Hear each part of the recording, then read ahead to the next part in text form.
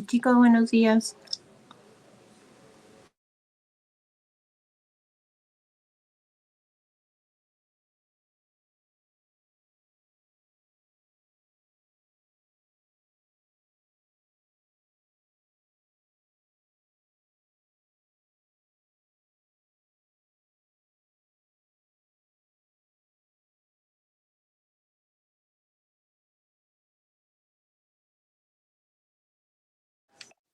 Chicos, buen día. A ver, por favor, para que compartan sus diapositivas.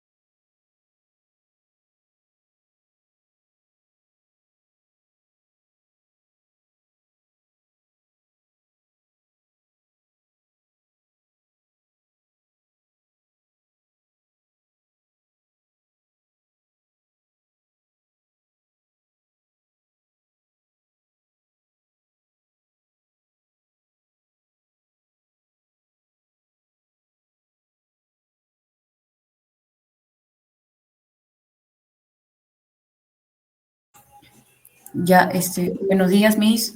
Buenos días, compañeros. Nosotros somos el grupo 6 y nos ha tocado hablar sobre la filtración glomerular, flujo sanguíneo renal y su control.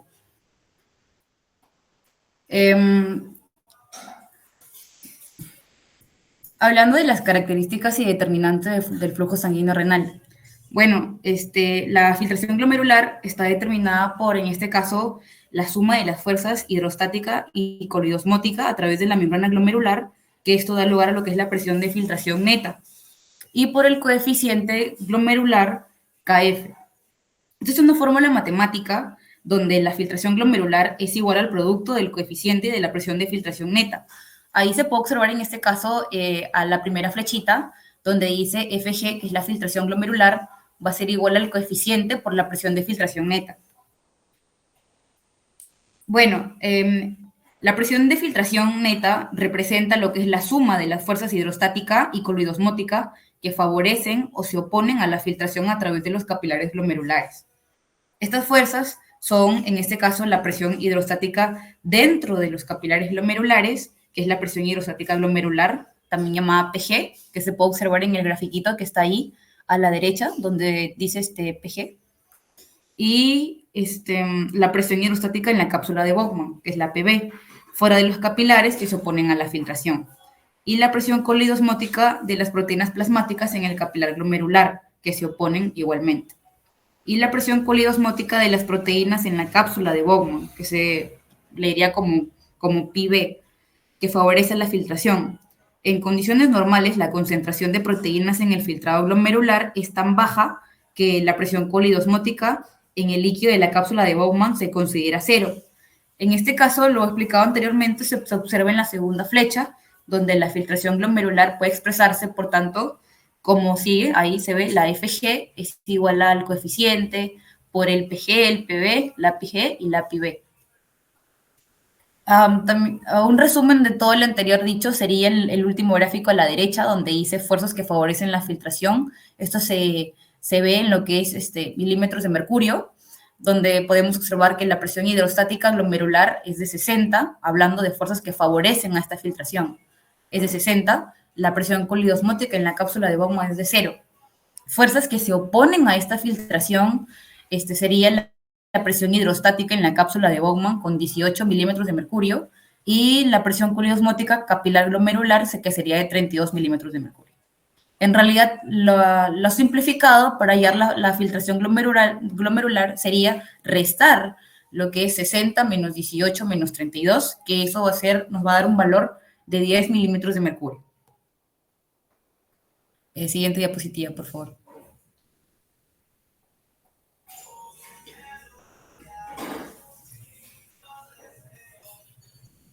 Ya, bueno, hablando del aumento del coeficiente de filtración glomerular, tenemos que acá el coeficiente va a ser, en este caso, una medida del producto de la conductibilidad hidráulica y el área superficial de los capilares glomerulares. Este KF, que es el coeficiente, no puede medirse directamente, pero puede calcularse experimentalmente dividiendo lo que es, en este caso, la filtración glomerular entre la presión de filtración neta. Bueno, tenemos que la filtración glomerular, en este caso de los dos riñones, es de 125 milímetros sobre los minutos, ¿no? Esta, como ya expliqué anteriormente, tiene una presión de filtración neta que es de 10 milímetros de mercurio. Aunque el aumento de este coeficiente eleva lo que es la filtración glomerular, la reducción de este mismo coeficiente la reduce. Los cambios en este coeficiente probablemente no constituyen, digamos, un mecanismo importante, en este caso la regulación, pero siempre es bueno saber las fórmulas por generalidades, ¿no? El KF medio de la mayoría de otros tejidos del cuerpo es de solo 0.01 milímetros por minuto por el milímetro de mercurio. Y cuando hablamos del aumento del coeficiente de filtración, en este caso hablando de la filtración glomerular, son medidas igualmente que se ven en humanos en 18 milímetros de mercurio en condiciones normales. Hablando un poquito del siguiente gráfico, se puede observar en este caso lo que es la flechita de arriba, que se ve la fracción de filtración. Se va a ver un aumento de la presión colidosmótica del plasma, que fluye a través del capilar glomerular. Normalmente, alrededor de una quinta parte de este líquido cae en los capilares glomerulares, se infiltra hacia la cápsula de Bowman, lo que concentra estas proteínas plasmáticas para que no se filtren. Los aumentos de la fracción de filtración, o sea, la filtración glomerular con el flujo plasmático renal, aumentan la velocidad con la que la presión colidosmótica del plasma aumenta a lo largo del capilar glomerular. En este caso también se puede observar los descensos en la fracción de filtración, que esto básicamente es el efecto opuesto de lo ya antes explicado. Siguiente diapositiva, por favor. Bueno, cuando hablamos en este caso, el aumento de la presión colidosmótica capilar glomerular reduce la filtración glomerular. Hablando de esto, tenemos que la sangre pasa desde la arteriola aferente a través de los capilares glomerulares hasta las arteriolas eferentes. Entonces, la concentración plasmática de las proteínas aumenta alrededor de un 20%. La razón de este aumento es que alrededor de una quinta parte de este líquido se filtra a la cápsula de Bowman, lo que concentra las proteínas plasmáticas glomerulares que no se filtran. Suponiendo que más o menos la presión colidosmótica normal del plasma se encuentra en los capilares glomerulares es de 28 milímetros de mercurio, este valor habitualmente aumenta a unos 36 milímetros de mercurio en el momento en que la sangre alcanza lo que es el extremo aferente de los capilares. Luego, la presión colidosmótica media de las proteínas plasmáticas en lo que es el capilar glomerular está a medio camino entre la 28, o sea, entre la presión de 28 y los 36 milímetros de mercurio a unos 32 milímetros de mercurio. En realidad aquí existen dos factores que influyen en la presión colidosmótica capilar glomerular, que van a ser la presión colidosmótica del plasma arterial y la fracción del plasma filtrada por los capilares glomerulares, que es la fracción de infiltración. Bueno, no, la fracción de filtración. El aumento de esta presión colidosmótica del plasma arterial lo que va a hacer básicamente es elevar la presión colidosmótica capilar glomerular, lo que a su vez conllevaría a que se reduzca la filtración glomerular. Siguiente diapositiva, por favor. Las características del aumento de la presión hidrostática capilar glomerular básicamente sería que se calcula que la presión hidrostática capilar glomerular es de unos 60 milímetros de mercurio en condiciones normales, ¿no? Entonces, los cambios en la presión hidrostática glomerular son la principal forma de regular fisiológicamente lo que es la filtración glomerular. Entonces, los aumentos de esta presión hidrostática glomerular incrementan la filtración glomerular, mientras que las reducciones la reducen, ¿no? Sería un efecto igual. Al aumentar, esta aumenta y al reducir, la filtración glomerular reduciría. En este caso, la presión hidrostática glomerular está determinada por 3 variables, todas ellas bajo control fisiológico. Encontramos la primera, ¿no? Que sería la presión arterial. La segunda sería la resistencia arteriolar aferente. Y la tercera sería, en este caso, la resistencia arteriolar eferente. Por lo tanto, un resumen de esto sería que el aumento de la presión arterial tiende a elevar la presión hidrostática glomerular, por lo tanto, la aumenta la filtración glomerular. Entonces, el aumento de la resistencia en las arteriolas aferentes reduce la presión hidrostática glomerular y disminuye la filtración glomerular. Entonces, la constricción, o sea, las arterias que, aunque reducen su, en este caso, área, ¿no? Porque están vasoconstriñidas, sobre todo las eferentes, aumentan la resistencia al flujo de la salida de los capilares glomerulares. Entonces, este mecanismo incrementa la presión hidrostática glomerular, mientras que el aumento de la resistencia eferente no reduzca demasiado el flujo sanguíneo renal. La filtración glomerular se eleva levemente. Siguiente diapositiva, por favor. Más simplificado, aquí encontramos un cuadro, ¿no? Que nos habla de los factores que pueden reducir la filtración glomerular, encontrando en este caso, como se puede observar, las flechitas usualmente tienen un efecto igual. O sea, si baja, digamos, la presión glomerular, baja también lo que es la filtración glomerular. Las causas serían por nefropatías, diabetes mellitus, hipertensión, envejecimiento. la obstrucción en las vías urinarias, un bajo flujo sanguíneo renal y un aumento de proteínas plasmáticas. En este caso, el aumento sería por la mala, digamos, filtración que está teniendo, en este caso, el riñón.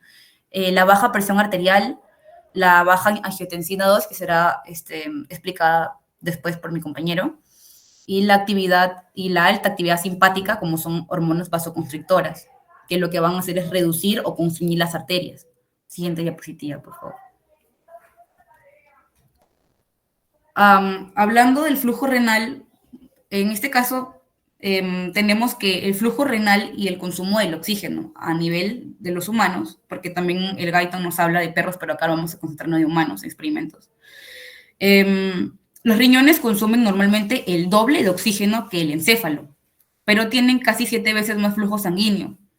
Así pues, el oxígeno transportador a los riñones supera con mucho sus necesidades metabólicas y la extracción arteriovenosa de oxígeno es relativamente baja comparada con la de la mayor parte de los demás tejidos, ¿no? Una gran fracción de este oxígeno consumido por los riñones se relaciona con la elevada reabsorción del sodio en los túbulos renales. Si el flujo renal y la filtración glomerular se reducen y se filtra, en este caso, menos sodio, se reabsorbería menos sodio y se consume menos oxígeno. Por lo tanto, el consumo renal de oxígeno varía en proporción con la reabsorción tubular renal de sodio, que a su vez esta está, pues, en este caso relacionada con la filtración glomerular y la velocidad de filtración del sodio. También tiene determinantes que en este caso sería el FCR, sería el flujo sanguíneo renal. Este está determinado por la gradiente de presión a través de los vasos renales, que básicamente sería la diferencia de presiones entre la hidrostática en la arteria renal y en la vena renal. Entonces, la fórmula sería la FCR, que sería el flujo sanguíneo renal, sería igual a la presión en la arteria renal menos la presión en la vena renal sobre la resistencia vascular renal total. En este caso, la presión de la arteria renal es de aproximadamente igual a lo que sería la arteria sistémica, ¿no? La presión arterial sistémica. Y la presión en la vena renal tiene una media, según Guyton, de 3 a 4 milímetros de mercurio. Siguiente. Ahí se puede observar en la siguiente tablita lo que son las presiones que hay entre diferentes, por ejemplo, entre la arteria renal, que se comienza con 100 y termina con 100, o sea, digamos, no varía esta. A diferencia de lo que sería otras, por ejemplo, la arteriola aferente, que empieza con 85 y termina con 60, o las venas interlobulares y arciforme, que empieza con 8 y termina con 4. Y básicamente lo que tendríamos aquí que hacer en esta formulita sería reemplazar lo que nos da nuestra tabla para así hallar lo que sería la FCR, ¿no?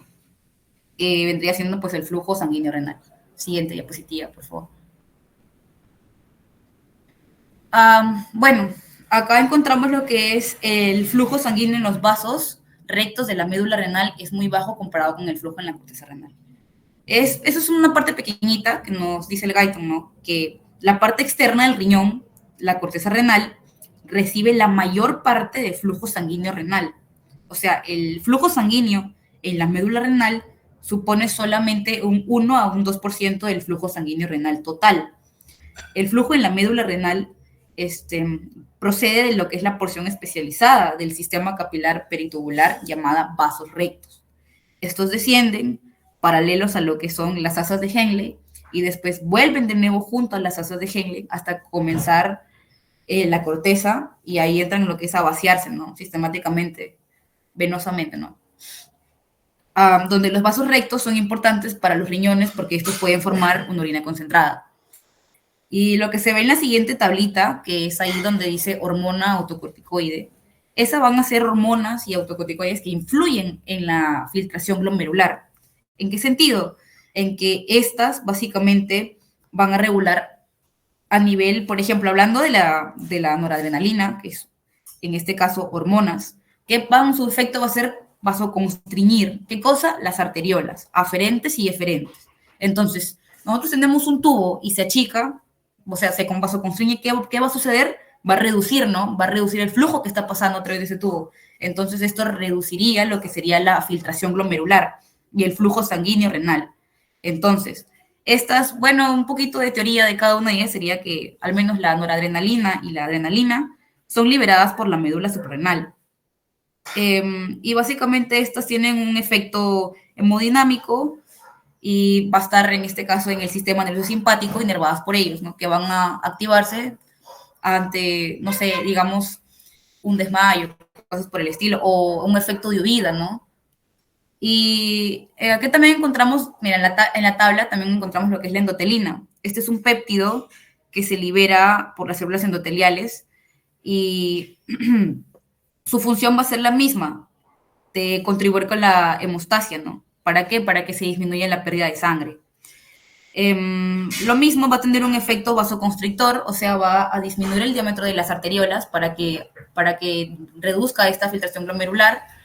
Y los que serían un efecto opuesto sería el óxido nítrico derivado del endotelio y las prostaglandinas, que estas lo que van a hacer es elevar, en este caso, la filtración glomerular.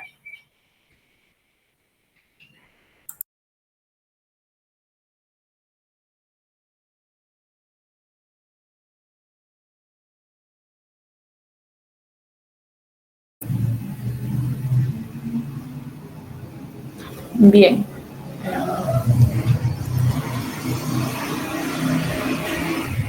¿Sí me logran escuchar?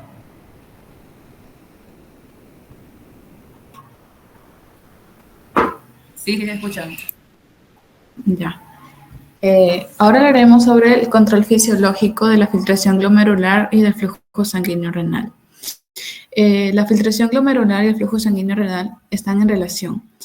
Primero, sobre lo determinante de la filtración glomerular que van a estar sujetos al control fisiológico viene siendo la presión hidrostática glomerular y la presión colidosmótica capilar glomerular. Estos, a su vez, van a estar controlados, influenciados por el sistema nervioso simpático, por hormonas, autocoides y por controles de retroalimentación intrínsecos a los riñones. Bien, se dice de que cuando hay, primero haremos sobre el sistema nervioso simpático, ¿no? Aquí cuando hay una estimulación simpática leve o moderada, pues aquí no va a haber ninguna influencia sobre la filtración glomerular ni flujo sanguíneo renal, a comparación de que cuando hay una estimulación simpática intensa, ya sea, por ejemplo, por una hemorragia grave, pues aquí va a haber un efecto específico que va a reducir lo que viene siendo la filtración glomerular y el flujo sanguíneo renal. Entonces, la activación intensa del sistema nervioso simpático va a reducir la filtración glomerular. En la mayoría de los vasos sanguíneos de los riñones, incluidas las arteriolas aferentes y eferentes, estas van a estar muy inervadas por las fibras nerviosas simpáticas, las cuales van a contraer las arteriolas renales y reducir el flujo sanguíneo renal, al mismo tiempo la filtración glomerular. Y también va a reducir la filtración glomerular durante trastornos agudos y graves. Ahora les hablaré sobre el control de las hormonas y por autocoides de la circulación renal. Bien, ahora aquí tenemos, ya mi compañera estaba mencionando anteriormente, ¿no? En su exposición, pues aquí tenemos a la noradrenalina y a la adrenalina, que estas vienen siendo dos hormonas que van a estar sintetizadas en la médula renal, en la médula suprarrenal de la glándula suprarrenal. Estas lo que van a hacer es causar un efecto que van a constreñir a la arteriola aferente y a la arteriola eferente, ¿no? Y por lo tanto, su función aquí va a ser disminuir la filtración glomerular. Estas dos hormonas pues van a actuar, su función se van a activar cuando hayan casos de una hemorragia grave. También tenemos a la endotelina, que va a tener la misma función de la noradrenalina y de la adrenalina, que esta también va a constreñir a la arteriola eferente y a la eferente y por lo tanto va a disminuir la filtración glomerular. Esta se va a activar en casos cuando se presente una lesión vascular. Tenemos aquí al óxido nítrico, ¿no? Que este es un autocoide que va a estar liberado por el endotelio sistémico corporal, que va a causar su efecto principalmente a la arteriola. Aquí lo que va a hacer es vasodilatarla. Al vasodilatar a esta arteriola, pues lo que va a hacer es que haya un mayor flujo sanguíneo, ¿no? Y por lo tanto va a causar de que aumente la filtración glomerular. Tenemos aquí a la angiotensina 2. La angiotensina 2 va a causar su efecto. Va a tener un efecto vasoconstrictor principalmente en la arteriola eferente. También puede ser en la arteriola eferente, pero por el efecto del óxido nítrico, no va a poder hacerlo. Entonces, como vimos aquí de que la noradrenalina, la adrenalina y la endotelina también tienen este efecto de constreñir a estas arteriolas, pues aquí la angiotensina 2 lo hace en la arteriola aferente, pero de una manera moderada. Y es por eso que se dice que ese también va a aumentar o va a impedir de que haya una reducción de la filtración glomerular. La angiotensina 2 pues se viene activando a través del sistema renina-angiotensina-aldosterona y este se va a activar este sistema cuando hay una disminución de sodio en los túbulos o una hipovolemia, es decir, una disminución de presión de perfusión renal. También tenemos a las prostaglandinas y a la bradicinina, que estas van a reducir la resistencia vascular renal y tienden a también aumentar la filtración glomerular. Bien, por último tenemos aquí la autorregulación de la filtración glomerular y de flujo sanguíneo renal, que aquí su principal función pues viene siendo en mantener el reparto de oxígeno y nutrientes en valores normales y la extracción de los productos de desecho del metabolismo a pesar de los cambios que hay en la presión arterial.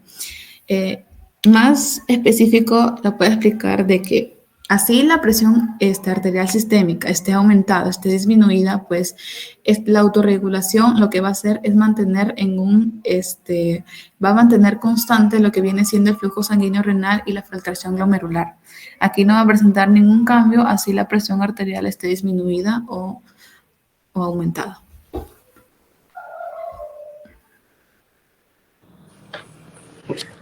Bueno, ahora seguiremos con la parte de la depuración renal. Como sabemos, la depuración renal es el volumen de plasma que se encuentra en los riñones, el cual es eliminado por minuto. La fórmula que utilizaremos aquí será la de U por V sobre P, la cual U vendría a ser la concentración de la orina de la sustancia, B sería el volumen de la orina por minuto y P sería la concentración plasmática de la sustancia. Bueno, en otra parte nos indicaría que la sustancia utilizada para medir la tasa de filtración glomerular vendrían a ser tres sustancias principales, lo cual sería la insulina, la creatinina y la cristatinina C, la cual la insulina es un polisacárido o un azúcar, el cual no se reabsorbe ni se secreta, lo que nos hace fácil poder medir la tasa de filtración glomerular. Por otro lado tenemos a la creatinina, la cual es un producto de metabolismo muscular, el cual se filtra y en pequeña parte se secreta. Y por otro lado tenemos a la cristatinina, la cual es una proteína de bajo peso molecular, la cual presenta una producción constante por todas las células nucleadas. Luego en el cuadrito podemos observar que están puestas las sustancias y lo que miden. Por ejemplo, la insulina mide la filtración glomerular, la creatinina el estimado de la tasa de filtración glomerular y el pH es el flujo plasmático renal. Y sus valores normales, el de la insulina sería de 125 milímetros sobre minutos. La creatinina en hombres sería de 97 a 137 y en mujeres de 88 a 128. Y el pH sería de 600. Siguiente diapositiva, por favor. Bueno, ahora tenemos el cálculo de la tasa de filtrado glomerular. ¿Qué es? Es la cantidad de filtrado que los glomérulos renales producen cada minuto, la cual es normalmente de 125 milímetros sobre el minuto. Por otro lado, para encontrar el cálculo exacto de la tasa de filtración glomerular, utilizaremos las siguientes fórmulas que están ahí. La de Combe-Gauss, la cual utiliza la edad, el peso, la creatinina y el sexo.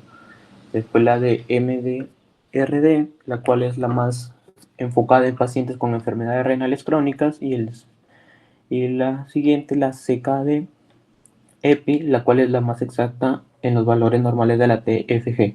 En ventajas de la medición de la tasa de filtración glomerular, la cual es fácil de aplicar y son útiles para poder monitorizar el daño renal. Su única limitación es que está muy influenciada por los músculos, dieta o medicamentos.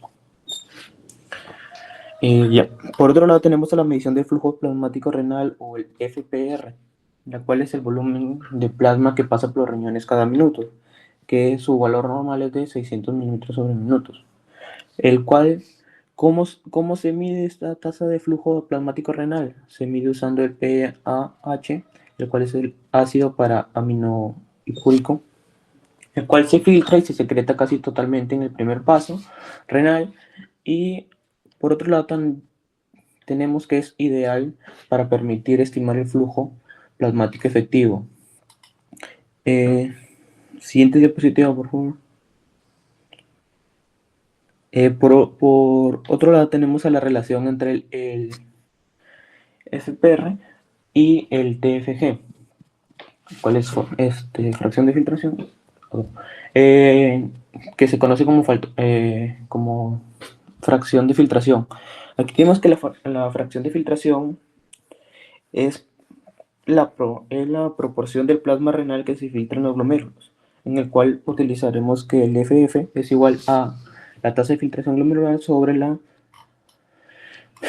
flujo plasmático renal, en el cual nos indica que normalmente sería de 19, pero aquí sabemos que el FF, si presenta una medida baja, puede indicar daños glomerulares, y si presenta un FF alto, puede indicar reducción de flujo plasmático o hiperfiltración, como lo puede ser la diabetes temprana. Y como punto clave sería que el FF nos dice que cuánto del plasma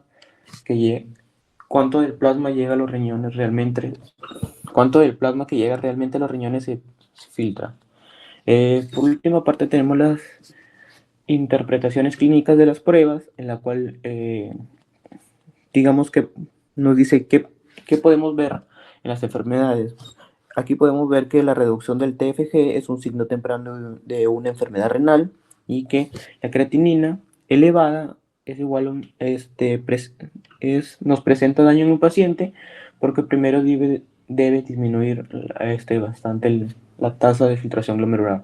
Por otro lado, tenemos los factores que alteran el TFG, el cual vendría a ser la edad, que el TFG disminuye naturalmente con los años. Por otro lado, tenemos el sexo, que las mujeres tienden a tener menor TFG que los hombres.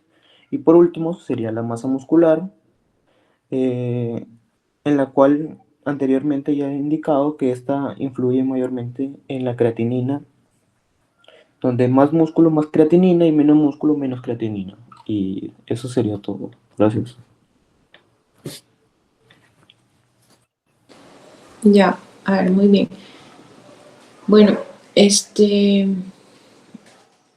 cuanto a este tema, vamos a empezar primero que hay que saber las funciones principales de los riñones, ¿no? Uno es la eliminación de los productos de la orina mediante el filtrado y también la eliminación de las toxinas a nivel de la sangre, ¿no? Por desechos metabólicos, ya sean por sustancias extrañas, químicas o fármacos. Luego otra función es la regulación del agua, el equilibrio de los iones orgánicos o inorgánicos, la osmolaridad y el equilibrio ácido-base también. Entonces acá, ¿para qué va, digamos, a servir esto? Para uno, regular la volemia, ¿no? Que es la cantidad de líquido en la sangre. Dos, para ver las composiciones también de los iones en la sangre, para ver niveles plasmáticos de sodio, potasio, calcio, cloruro. Y también para regular el pH sanguíneo, ¿no? Debido a la excreción de los iones hidrógenos hacia la orina, y también la conservación del bicarbonato, ¿no? Entonces, eso hace que se produzca una amortiguación del pH. Después, otra función es producción de hormonas y enzimas. Entonces, acá, en cuanto a las hormonas y enzimas, sirve para regular la tensión arterial mediante el sistema renina-angiotensina, ¿no? Se activa todo este sistema renina-angiotensina, renina-angiotensina-aldosterona, elevando así la presión arterial. Y también en cuanto a la regulación endocrina, mediante la producción de calcio triol, la vitamina D, para ver la homeostasis del calcio, y de eritropoyetina también para la producción de eritrocitos, ¿no? Luego, otra función principal del riñón es la gluconeogénesis, como mencionó también su compañero, ¿no? Con la formación de glucosa, para mantener la glucosa, y así liberar glucosa hacia la sangre para mantener la glucemia, ¿no? Ok. Ahora, después, en cuanto a la formación de la orina, ¿no? En promedio, cada minuto, más o menos el flujo sanguíneo que va a llegar a los glomérulos renales es de 1.200 mililitros, o sea, 1,200 litros de sangre, de los cuales 650 mililitros van a corresponder al plasma y de esta una quinta parte va a ser filtrada al glomérulo, ¿no?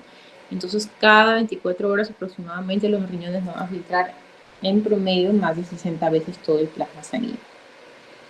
Ahora, en cuanto a la formación de orina, va a completarse, tiene 4 mecanismos la formación de orina. No es la filtración, la reabsorción, la secreción y la excreción. Entonces, la filtración se produce a nivel del glomérulo renal, la reabsorción a nivel de los túbulos renales, igual que la secreción, y la excreción urinaria, pues que ya es propio de la orina, ¿no? Ok, ¿qué más? Después, la orina o la formación de la orina se va a iniciar ¿dónde? A nivel de la cavidad glomerular, y acá se va a distinguir también una capa parietal externa con un epitelio escamoso simple y la capa visceral, ¿no? A nivel de los glomérulos también, ¿no? Después en cuanto a los podocitos, ¿no? Los podocitos, como ya saben, estaban en la capa visceral de la cápsula de Bowman, ¿no? Entonces estos podocitos también son células polarizadas, van a estar orientadas hacia el espacio de la cápsula de Bowman, ¿no? Y estos pues van a tener un citoplasma aplanado, y lo que va a hacer es forma, digamos, como unas ranuras a través de las cuales van a pasar estructuras o algo glomerular al túbulo, ¿no? Después, en cuanto a las presiones que afectan al filtrado glomerular, como ya lo mencionaron, o sea, la presión hidrostática sanguínea, que es la presión que está en los capilares glomerulares, ¿no? O prácticamente es la fuerza que empuja, la fuerza principal que empuja la sangre contra la barrera de filtración del glomérulo, ¿no? Entonces, normalmente esta presión es entre 55 milímetros de mercurio, ¿no? A diferencia de otros lechos capilares que en promedio es la mitad, ¿no? 26, 27 milímetros. ¿Okay? Después está la presión hidrostática sanguínea, la presión hidrostática capsular, ¿no? Que también es la presión hidrostática ejercida contra la membrana de filtración por el líquido del espacio capsular. Y esta presión es un poquito menos, es de 15. Después está la presión oncótica o la presión osmótica coloidal, que es la presión ejercida por las proteínas en la sangre, ¿no? Después, en cuanto a los mecanismos de regulación del filtrado glomerular, también lo mencionaron, no existen dos controles intrínseco y extrínseco, ¿no? El objetivo entonces es regular el factor o el filtrado glomerular a pesar de cambios moderados en la presión arterial, y con eso hace que se mantenga la presión sanguínea adecuada, ¿no?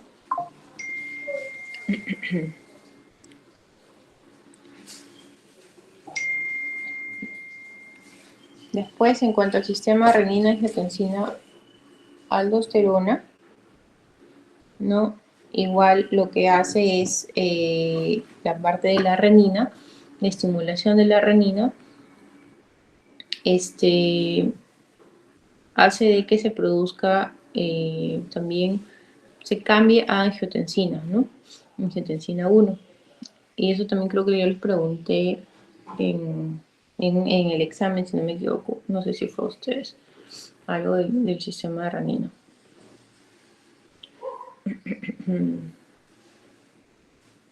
¿Qué más? A ver, ¿qué más? A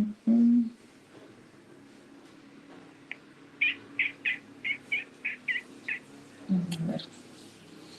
Bueno, en cuanto al sistema de renina, angiotensina, aldosterona, eso sí lo tienen que saber, ¿no? A qué nivel se produce, qué enzima es la que hace que se transforme, ¿no? Entonces, por ejemplo, la renina, ¿qué hace? Cataliza el angiotensinógeno, que está producido ¿dónde? En el hígado, y se transforma en angiotensina 1, ¿no? Entonces, esta angiotensina puede estar, digamos, detectada o puede puede deberse a la estimulación o a la detección de los vasoreceptores a nivel de las arteriolas, también por una concentración disminuida de cloruro de sodio o por un aumento también de las catecolaminas, ¿no? Entonces, luego que ya se activa la angiotensina 1 por acción de la ECA, ¿no? La enzima convertidora de angiotensina se va a transformar en angiotensina 2. Y esa angiotensina 2 aumenta la presión sanguínea, ¿no? Estimulando las células del músculo liso. Ok. Luego de la hormona antidiurética o la vasopresina, donde se va a liberar a nivel de la hipófisis posterior, ¿no? Y donde actúa a nivel de los túbulos renales. Ok. Después sus compañeros mencionaron la producción de prostaglandinas también, ¿no? ¿Para qué son? Son para contribuir a la vasodilatación y a la inflamación, ¿no? Y son producidos a partir del ácido araquidónico. Ya. ¿Algún aporte que quieran dar ustedes?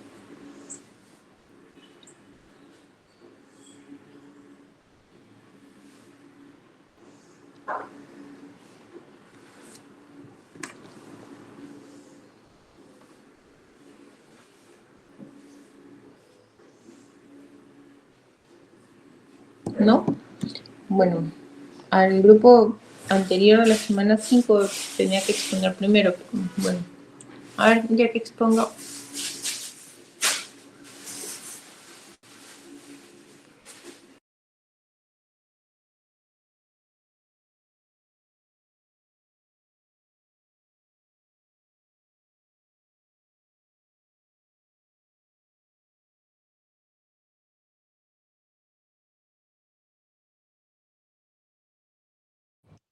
Buenos días, doctora y compañeros. Soy mi compañero Tadeo y yo le vamos a hablar acerca del transporte de membrana. A ver,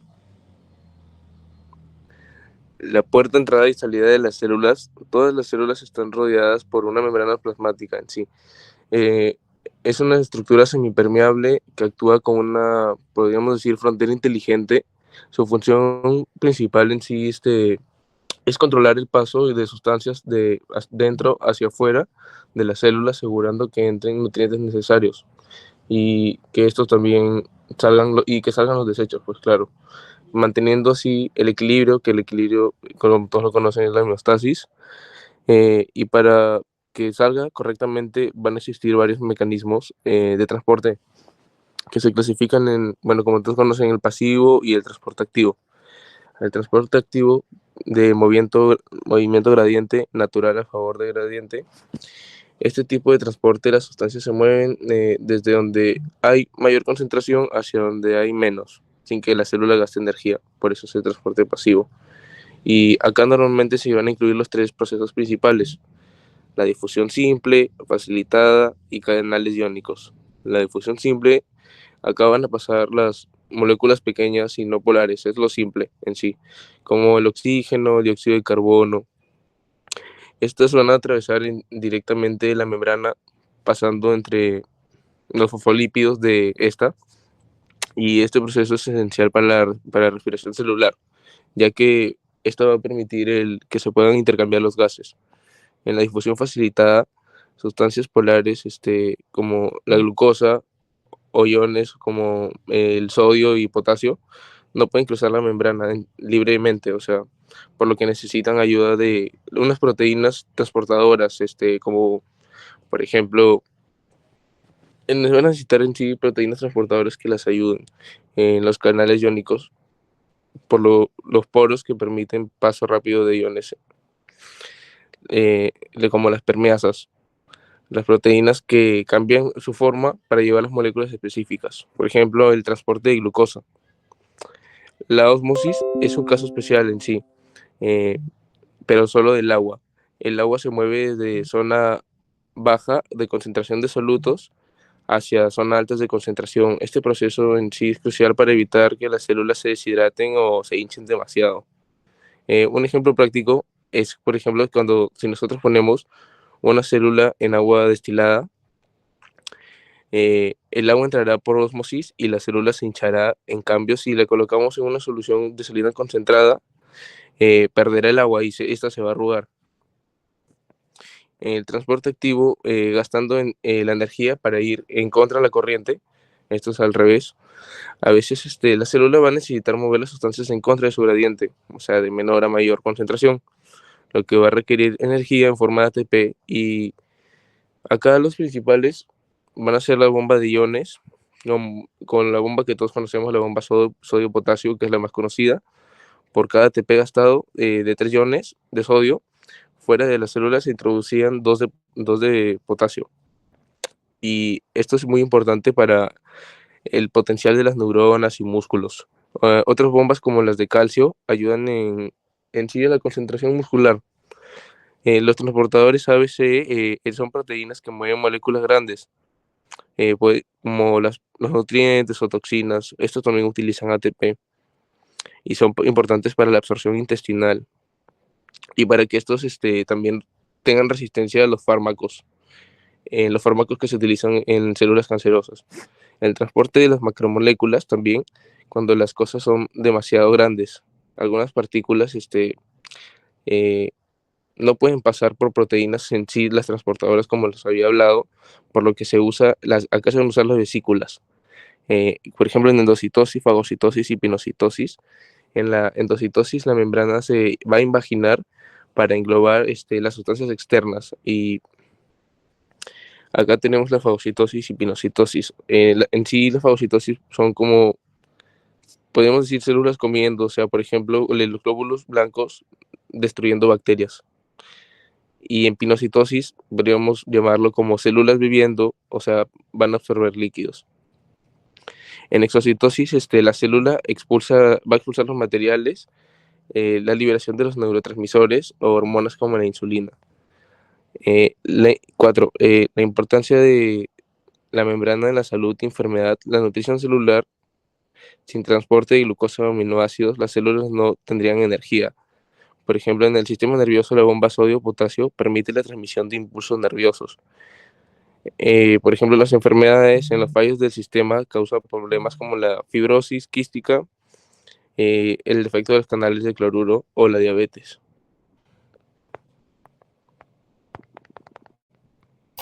Bueno, pues continuando con el tema, vamos a ver los compartimentos y contribuyentes de los líquidos corporales. Bueno, pues primero vamos a tener en cuenta que todo nuestro cuerpo está formado por un 60% de esta agua. Esta agua se va a derivar en distintos compartimentos, como va a ser el compartimento intracelular, que va a estar dentro de las células, el compartimento extracelular, que va a estar entre las células. Y bueno, pues aquí vamos a tener que el compartimento extracelular se va a derivar en dos: el compartimento intersticial y el compartimento intravascular, donde vamos a tener que el compartimento intersticial va a ser comprendido por un 15% de todo nuestro peso corporal, y el compartimento intravascular va a ser un 5% de todo nuestro peso corporal. Bueno, pues estos dos compartimentos, el intracelular y el extracelular, van a estar separados por las membranas semipermeables, las cuales van a ser las traspasadoras de solventes y solutos. Bueno, pues vamos a tener que el líquido intracelular va a estar comprendido por potasio, magnesio y también fosfatos, y este va a ser un 40% de todo nuestro peso corporal. Luego vamos a tener el líquido extracelular, que va a estar bien concentrado en sodio, cloro y bicarbonato. Bueno, pues aquí hay que resaltar algo, ya que en el líquido extracelular va a estar y la albúmina va a estar regulando la presión oncótica. Y bueno, pues también hay que tener en cuenta los sistemas, porque aquí hay sistemas los cuales van a ayudar en la regulación de todo esto, como va a ser esto, la ósmosis, la presión hidrostática, y también vamos a obtener la presión oncótica, donde aquí va a surgir una ley, la cual va a ser la ley de Starling, que va a describir la relación entre las fuerzas, cómo va a ser los líquidos que ayudan en la filtración. Bueno, pues aquí vamos a tener la presión hídrica capilar y la presión oncótica intersticial. Y también vamos a tener a los líquidos que ayudan en la excreción, como va a ser la presión oncótica plasmática y la presión hidrostática intersticial. Bueno, en todo esto también vamos a tener los órganos, como va a ser el riñón. El riñón va a producir 180 litros al día de líquido plasmático, el cual va a ser filtrado por los glomérulos. Bueno, pues los glomérulos aquí van a filtrar el 99% de todo este líquido plasmático y luego se va a dirigir en los túbulos renales, el cual va a ser el túbulo proximal, el cual va a filtrar un 60 a un 70% de todo este líquido plasmático. Luego se va a dirigir al asa de Henle, la cual va a ayudar en una concentración de médula renal, la cual va a ayudar en la concentración de la orina, o también va a ayudar en la dilatación de esta orina. Luego, por último, vamos a tener a los túbulos distales y túbulos colectores, los cuales nos van a ayudar en la regulación de las hormonas. Bueno, pues aquí vamos a tener a la hormona antidiurética, la cual va a ayudar a los riñones a controlar la cantidad de agua que se permite a través de la orina, contribuyendo a mantener la presión arterial y la concentración de líquidos del cuerpo. Luego vamos a tener el sistema renina-angiotensina-aldosterona, la cual va a regular la presión arterial, el equilibrio de líquidos y electrolitos, y también nos va a ayudar en la función cardiovascular renal. Y por último vamos a tener a la péptide natriurética auricular, disculpen. Regula la presión arterial y el volumen sanguíneo. Y gracias.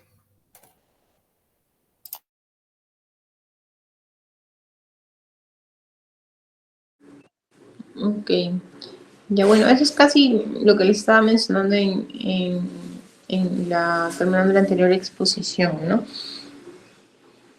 Bueno, en cuanto al transporte a través de las membranas, que es lo de la semana 5, ahí lo que debemos ver es los tipos de transporte, ¿no? Entonces, la parte de transporte de membrana es para la posibilidad de que la membrana pueda restringir o pueda dar pase a los solutos que digamos son necesarios para el momento en el que digamos la célula necesita, ¿no? Entonces, los tipos de transporte van a ser el transporte pasivo y el transporte activo. El transporte pasivo es el que no necesita o no utiliza energía, ¿no? Mientras que el transporte activo sí consume energía, ¿no? Entonces, el transporte pasivo también se mueve a favor de gradiente y por tanto va a ser la fuerza de conducción para el movimiento, ¿no? Ok, después, si es que se necesita o no la presencia de alguna proteína transportadora, también va a estar acá, se puede dividir, ¿no? Transporte libre o transporte mediado. Entonces, en cuanto al transporte pasivo, por difusión libre o transporte libre, es que cualquier molécula tiende a moverse de forma independiente o al azar y se dispersa o se disemina de una manera uniforme, ¿no? Luego, la difusión simple, el movimiento de las partículas desde un área donde la concentración es alta va hacia un área de baja concentración, ¿no? Entonces acá, por ejemplo, en los ejemplos de transporte libre está el oxígeno, el CO2, los solutos de bajo peso molecular como es la urea o el glicerol, ¿no? Después, el transporte pasivo libre mediante ósmosis, igual, ¿no? El contenido del agua que tiene una célula determinada determina su volumen celular, y la ósmosis es una clase de difusión que se define como el flujo neto de agua que atraviesa una membrana semipermeable que separa dos compartimentos acuosos, ¿no? Ahora, la presión hidrostática es necesaria para impedir la ósmosis, ¿no? Ok. Después mencionaron la parte del volumen celular también. Entonces, ¿cuáles son los factores que determinan el volumen celular? Va a ser el número de partículas que están dentro del interior celular, 2, la osmolaridad del líquido extracelular, y 3, la permeabilidad de la membrana. También hay que ver la parte de las soluciones de la tonicidad. Entonces, el comportamiento de una célula en una solución no solo va a depender de la osmolaridad, sino también vamos a ver de la permeabilidad, y también ahí se va a ver la parte de la tonicidad, cuando una solución es isotónica, cuando es hipotónica y cuando es hipertónica. Entonces, si al introducir una célula en una solución el volumen no varía, se dice que esa solución es isotónica. Si cuando se ingresa la célula en una solución y el volumen aumenta, se dice que la solución es hipotónica. Y cuando la célula ingresa en una solución y el volumen celular disminuye, la solución es hipertónica. Entonces, eso también tienen que tenerlo presente. ¿Okay? Después, ejemplos, por ejemplo, de soluciones isotónicas, hipertónicas, hipotónicas, ¿no? En cuanto al transporte activo, hay dos tipos de transporte activo, primario y secundario, ¿no? El primario, el consumo, sabemos que el transporte activo usa energía o consume energía, que normalmente es el ATP, ¿no? Y un ejemplo acá de un transporte activo primario es la parte de sodio, potasio, ATPasa, ¿no? Entonces, ¿qué se presenta o qué utiliza la mayoría de las células animales, ¿no? Entonces, ¿qué hace? Bombea el sodio hacia afuera de la célula y el potasio hacia adentro. Eso hace que los gradientes estén, digamos, dentro de lo normal. Y el transporte activo secundario, ¿no? El consumo de energía se realiza para generar un gradiente químico o electroquímico que se convierte en un depósito energético, ¿no? Ok. Después, transporta mediante vesículas también, ¿no? En el cual acá son la endocitosis, cómo se define la endocitosis, cómo se define la exocitosis también, la pinocitosis también, ¿no? Entonces eso también deben de entender las definiciones de cada uno. ¿Ok?